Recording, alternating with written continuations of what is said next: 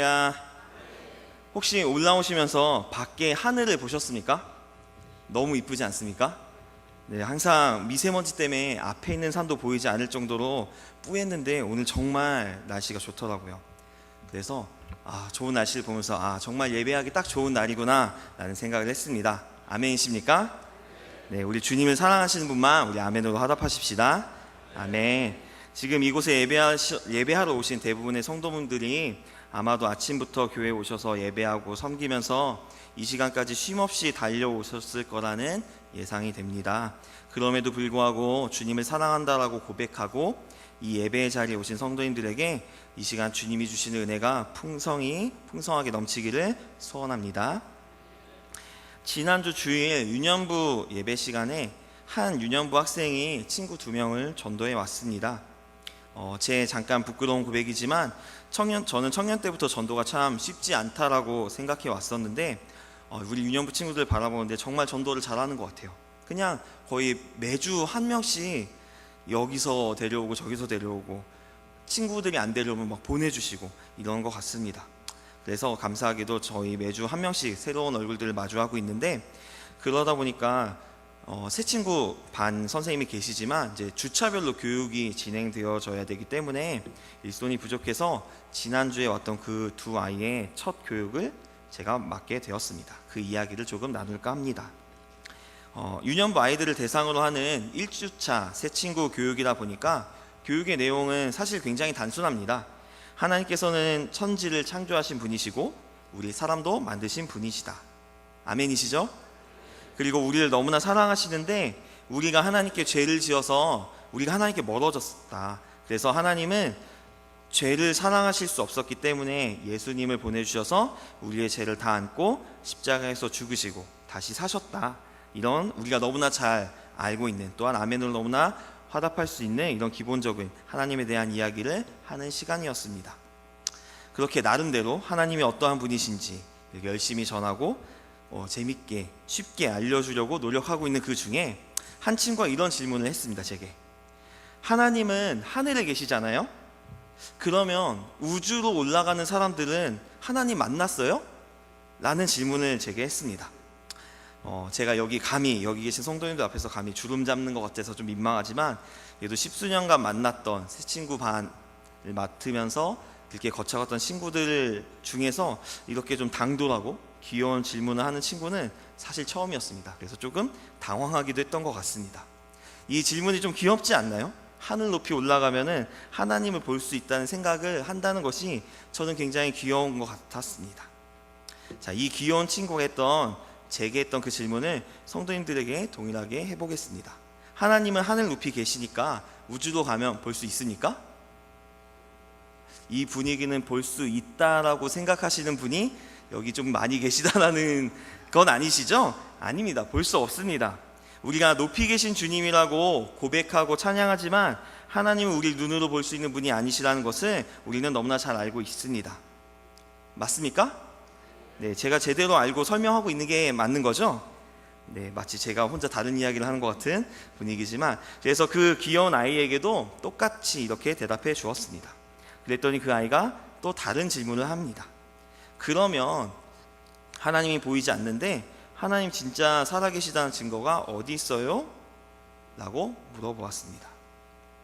자, 성도님들은 이런 질문을 하는 9살짜리 아이에게 뭐라고 대답을 하시겠습니까? 물론 저희는 우리가 들고 있는 이 성경책이 하나님이 살아계신 증거라고 믿고 그렇게 대답할 수 있습니다. 아멘이십니까? 그리고 신학적으로도 하나님의 존재를 학문적으로 증명할 수 있습니다.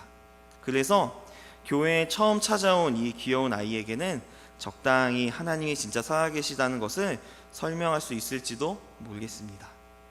하지만 이 귀여운 꼬마 친구가 아닌 하나님은 절대 없다라고 말하는 세상 사람들에게도 그들이 납득할 수밖에 없는 증거를 제시하면서 하나님이 살아계시다는 것을 증명할 수 있으시겠습니까? 라는 생각이 들었습니다. 그리고 그러면서 이 아이의 귀엽지만 뭔가 전곡을 찌르는 듯한 이 질문을 들었을 때 문득 생각났던 것이 바로 증인이었습니다. 저와 여러분은 하나님의 살아계심을 증명하는 증인입니다. 아멘이십니까? 저는 이 증인에 대해서 이 시간 조금 더 나눠보고자 합니다. 먼저 증인이 어떤 것인지 보려고 합니다. 사전적인 의미로 증인은 이러한 뜻을 가지고 있습니다. 어떠한 사안에 대해서 그것을 증명하는 사람, 혹은 자기가 경험한 것을 그대로 진술하는 사람이 증인의 뜻입니다. 그렇다면 성경에서 말하고 있는 증인은 어떤 사람일까요? 이 말씀으로 함께 확인했으면 좋겠습니다. 사도행전 2장 32절 말씀 아마 화면에 띄워져 있을 테니까 함께 보시면 좋을 것 같습니다. 제가 읽겠습니다. 이 예수를 하나님이 살리신지라 우리가 다 이 일의 증인이로다. 아멘. 또 누가복음 24장 46절에서 48절 말씀 보도록 하겠습니다. 또 이르시되 이같이 그리스도가 고난을 받고 제3일에 죽은 자 가운데서 살아날 것과 또 그 이름으로 죄사함을 받게 하는 회개가 예루살렘에서 시작하여 모든 족속에게 전파될 것이 기록되었으니 너희는 이 모든 일의 증인이라. 아멘. 성경에서 이야기하고 있는 증인이란 예수 그리스도의 고난과 부활에 대해서, 그리고 예수 그리스도의 이름으로 죄사함을 받는 회개가 있다는 것을 증언하는 사람을 이야기한다고 말할 수 있겠습니다. 사도행전은 헬라어라는 언어로 쓰여졌습니다. 그렇다면 이 증인이 원어적으로는 어떻게 표현되었는지 한번 살펴보려고 합니다. 오늘 본문 사도행전 1장 8절에서 사용된 증인이라는 단어는 헬라어로 마르티네스라는 단어입니다. 이거는 증인이라는 뜻을 가진 마르티스라는 단어의 복수형의 형태입니다. 그래서 정확한 의미로는 증인들이라는 것입니다. 또한 저희 개역개정 성경에는 내 증인이 되리라 라고 번역되어 있는 부분이 있는데요, 이 부분도 원어적인 의미로 직역하면은 그리고 너희가 나의 증인이 될 것이다 가 됩니다. 이것은 무엇을 뜻합니까? 우리에게 성령이 임하시면 우리는 권능을 받게 됩니다. 그리고 우리들이 예수님의 증인들이 된다는 것입니다. 이 증인은 우리가 선택하는 것이 아니라 성령을 받아 예수를 그리스도라 고백하는 모든 자들이 예수님의 증인들이 된다고 예수님께서 말씀하고 계신 것입니다. 예수님을 그리스도라고 고백하십니까? 그렇다면 저와 성도님들 모두가 이미 그리스도의 증인들인 것입니다. 그러면 우리 주님은 증인된 우리들에게 어떠한 삶의 모습을 요구하실까요? 반대로 우리는 주님의 증인으로서 어떻게 살아야 할까요? 마태복음 7장 21절에서는 두 부류의 증인이 등장합니다. 우리 같이 한 목소리로 읽어보도록 하겠습니다. 시작. 나더러 주여 주여 하는 자마다 다 천국에 들어갈 것이 아니요 다만 하늘에 계신 내 아버지의 뜻대로 행하는 자라야 들어가리라. 아멘. 첫 번째로는 주여 주여 하는 증인이 있습니다. 이들은 입으로는 그리스도를 시인하지만 그리스도의 삶은 본인들의 삶 속에 없는 사람들입니다. 예수님은 분명하게 이런 이들은 하나님의 나라에 들어갈 수 없다고 말씀하고 계십니다. 두 번째로 아버지의 뜻대로 행하는 증인들입니다. 언뜻 보면 그래서 이 두 부류의 증인은 말만 하는 자와 실천하는 자로 구분되어지는 것처럼 보입니다. 하지만 빌립보서 2장 13절에서 보면 우리 안에서 아버지의 뜻대로 행하시게 하는 이가 누구인지 말씀하고 있습니다. 제가 읽겠습니다. 너희 안에서 행하시는 이는 하나님이시니 자기의 기쁘신 뜻을 위하여 너희에게 소원을 두고 행하시라니. 아멘. 그게 누구입니까? 바로 하나님이라고 빌립보서에서는 말씀하고 있습니다. 우리에게 은혜와 구원을 베푸시는 하나님의 기쁘신 뜻을 위해서 우리 안에 하나님의 뜻을 소원하여 행하게 하신다는 것입니다. 바로 하나님께서. 하지만 단 하나님께서는 그 일들을 강제로 하지 않으십니다. 우리의 자유의지를 넘어서 마치 로봇을 조정하듯이 우리에게 그렇게 하지 않으신다는 것입니다. 그저 하나님의 그 기쁘신 뜻에 순종하는 자들에게 통해서 그 기쁘신 뜻을 이루어 가신다는 것입니다. 따라서 앞서 소개한 두 부류의 증인의 차이는 바로 순종이라고 할 수 있습니다. 입으로는 복음을 증거한다고 하여도 예수님의 말씀에 순종하지 않는 삶과 말씀에 순종하는 삶으로 나누어지는 것입니다. 그렇기 때문에 예수 그리스도의 증인된 우리들은 말씀에 순종하여 하나님의 뜻을 행하는 모습의 삶을 살아야 합니다. 그럴 때 비로소 우리는 그리스도인이라 칭함을 받게 되는 것입니다. 옛날에 이러한 증인들의 모임이 있었습니다. 우리가 너무나 돌아가자고 이야기하는 초대 공동체가 바로 그 모임입니다. 최초의 증인이었던 사도들의 증언으로부터 시작된 이 초대교회는 하나님 나라의 모습이 있었습니다. 비록 일부이기는 하지만 높은 신분을 가진 사람과 낮은 신분을 가진 사람이 함께 모여서 서로의 것을 나누고 똑같은 하늘 아버지를 둔 형제 자매로 지내는 그 공동체는 당시 심하게 계급 사회로 분류되었던 로마 안에서는 도저히 있을 수 없었던 그런 공동체였습니다. 사도행전 2장 44절에서는 이들의 모습을 이렇게 말씀하고 있습니다. 믿는 사람이 다 함께 있어 모든 물건을 서로 통용하고 또 재산과 소유를 팔아 각 사람의 필요를 따라 나눠주며 날마다 마음을 같이하여 성전에 모이기를 힘쓰고 집에서 떡을 떼며 기쁨과 순전한 마음으로 음식을 먹고 하나님을 찬미하며 또 온 백성에게 칭송을 받으니 주께서 구원받는 사람을 날마다 더하게 하시니라. 아멘. 이들은 누가 시켜서 모인 것이 아니었습니다. 누가 강요했기에 자기의 물건을 서로 공유하고 나눠줬던 것이 아니었습니다. 다만 성령의 임재를 경험하고 성령의 매인자들 안에서 사랑이 흘러넘쳤던 것입니다. 증인된 삶에서 드러나는 또 한 가지의 특징은 바로 그래서 서로 사랑한다는 점입니다. 이렇게 서로 사랑하고 품고 역사하는 초대교회 공동체에는 많은 이적과 표적들이 있었습니다. 대표적으로 걷지 못하는 장애를 가진 사람이 있었습니다. 성전 앞에서 베드로와 마주칩니다. 그리고 베드로가 이야기합니다. 내게 은과 금은 없거니와 나사렛 예수 그리스도의 이름으로 일어나 걸으라. 이 베드로의 선포 한마디에 이 거지는 걷게 됩니다. 하나님의 것을 도둑질하려는 아나니아와 삽비라라는 사람이 있었습니다. 서로 물건을 내놓고 자발적으로 통용하는 그 교회 안에서 자기 밭을 팔았지만 그 값을 일부 감추었던 이 두 사람에게 하나님은 즉각적인 심판을 내리십니다. 바로 그 자리에서 그 하나님의 말씀에 불순종하였던 그 사람들이 죽습니다. 이런 모습 속에서 초대교회는 엄청난 부흥을 경험합니다. 사도들이 예수님을 증거할 때마다 그 예수님을 믿는 사람들이 날마다 늘어납니다. 그리고 그 증인으로 살아가는 사람들의 이야기를 통해서 더 많은 사람들이 몰려듭니다. 어쩌면 우리가 꿈에 그리는 모습이 바로 이 모습이지 않을까 싶습니다. 저 또한 예전엔 중등부에 있었지만 유년부에 있으면서도 정말 많은 사람들이 하나님의 말씀을 쫓아서 나오는 그런 모습들을 꿈꾸고 있습니다.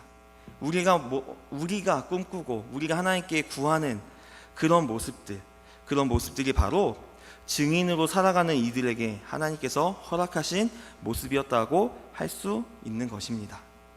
하지만 우리가 기억해야 되는 것은 이런 초대교회 공동체 가운데 고난도 있었다는 것을 기억해야 합니다. 하나님께서는 이 증인들에게 고난을 허락하셨습니다. 그들이 부흥했을 때도 그들은 증인이었고 전부는 아니었지만 고난 속에서도 이들은 예수 그리스도를 증거하는 증인의 자리를 떠나지 않았습니다. 어떤 이들은 죽음으로까지 그리스도가 하나님 되심을 증언하였습니다. 사랑하는 성도 여러분, 우리는 그리스도의 증인입니다. 믿으십니까? 증인된 저희는 증인으로서의 삶을 살아내야 합니다. 예수를 믿지 않는 자들에게 우리들이 예수 그리스도의 산 증인이 되어야 합니다. 어떻게요? 우리가 삶을 살아가는 그 모습으로요. 그리고 우리가 외치는 고백으로요. 사진 몇 장과 함께 말씀을 정리하고자 합니다. 네, 두 가지 사진인데요. 네, 다음 사진도 띄워주시면 감사하겠습니다. 네, 이 사진은 제가 개인적으로 아는 청년에게 주중에 받았던 사진입니다. 그 청년이 첫 번째 사진에 나왔던 할아버지를 보는데 뭐 매번 보던 할아버지인 것 같아요. 저도 옛날에 학교를 잠실 쪽으로 이제 지하철 타고 다녔을 때 이제 매번 계시는 분이 있었거든요. 아마 그런 할아버지였던 것 같습니다. 근데 이날 유독 이 할아버지를 보는데 그냥 지나갈 수가 없었대요. 그래서 두 번째 사진에 잘 보이지 않지만 뭔가 종이 같은 게 있잖아요. 빵이랑 우유랑 종이가 있는데 그 종이에는 요한복음 3장 16절의 말씀이 적혀 있습니다. 저렇게 급하게 말씀 구절을 적어서 빵과 우유랑 함께 그분께 드렸답니다. 작은 자 하나에게 한 것이 곧 나에게 한 것이라는 예수님의 말씀에 딱 맞는 모습이라고 생각이 되어졌습니다. 저 청년처럼 크던 작던 우리가 이미 받은 예수님의 사랑을 표현하고 전하는 것이 우리가 살아야 하는 증인의 모습이 아닐까 생각해 봅니다. 사실 이 자리에 서서 말씀을 전하고는 있지만 매번 드는 불안함과 걱정은 내 모습을 보고 저 봐, 저럴 줄 알았어, 저 사람 보니까 하나님 없네 라고 이야기하는 사람들이 있을까 두렵습니다. 저는 사실 유년부에 가서 뭔가 아이들에게 엄청난 프로그램을 제시하고 뭐 엄청나게 맛있는 것을 제시하고 그러지 않았거든요. 근데 이상하게 아이들이 굉장히 좋아해 줍니다. 참 감사하죠. 정말 주님 살아계시다는 것을 저는 아는데, 그 아이들 중에는 토요일 날 찾아와서 같이 놀아달라고 하는 친구들도 있습니다. 말씀을 준비하는 입장에서 또 뭔가 같이 이제 전사님들이랑 일해야 되는 상황에서 그 아이들과 얼만큼 놀아줘야 될까, 아이에게 얼마나의 시간을 투자해야 될까라고 하는 그런 고민하고 있는 제 모습 속에서 예수 그리스도의 향기가 없어지면 어떡하지? 예수님이라면 이 아이를 정말 품어주시고 붙잡아 주셨을 텐데 내가 예수님의 말씀을 전하겠다라고 살아가면서 실질적으로 내 삶의 모습에서 그리스도의 향기를 내 스스로 없애버리고 있는 것은 아닌가라는 생각이 간혹 들 때가 있습니다. 사랑하는 금곡교회 성도 여러분, 저와 여러분들의 삶의 모습에서 예수님의 향기가 나길 진심으로 소원합니다. 그래서 저희 유년부에 찾아왔었던 그 앞서 얘기했던 그 세 친구의 질문에 대해서 야, 내가 바로 하나님의 살아있는 증인이야, 내가 있는 게, 내가 이야기하고 내가 본 것이 다 진짜야 라고 당당하게 이야기할 수 있는 그런 예수님의 증인들이 되시기를 진심으로 바라겠습니다. 우리가 한 주간 이제 세상으로 나아가게 됩니다. 세상으로 나아갔을 때 정말 예수 그리스도의 마음을 품고 정말 예수를 믿지 않는, 아니 하나님이 없다라고 오히려 반대로 이야기하는 사람들이 우리의 모습 속에서 뭔가 있다, 저 사람 보니까 하나님 없는 것 같은데 그래도 뭔가 좀 있는 것 같다라고, 그들이 미처 알지 못하고 깨닫지 못했지만 우리의 몸을 통해서, 우리의 삶의 모습을 통해서 풍기는 예수 그리스도의 향기가 성도들이 서 있는 그 각각의 자리에서 이제 풍겨지기를 진심으로 바랍니다. 기도하겠습니다.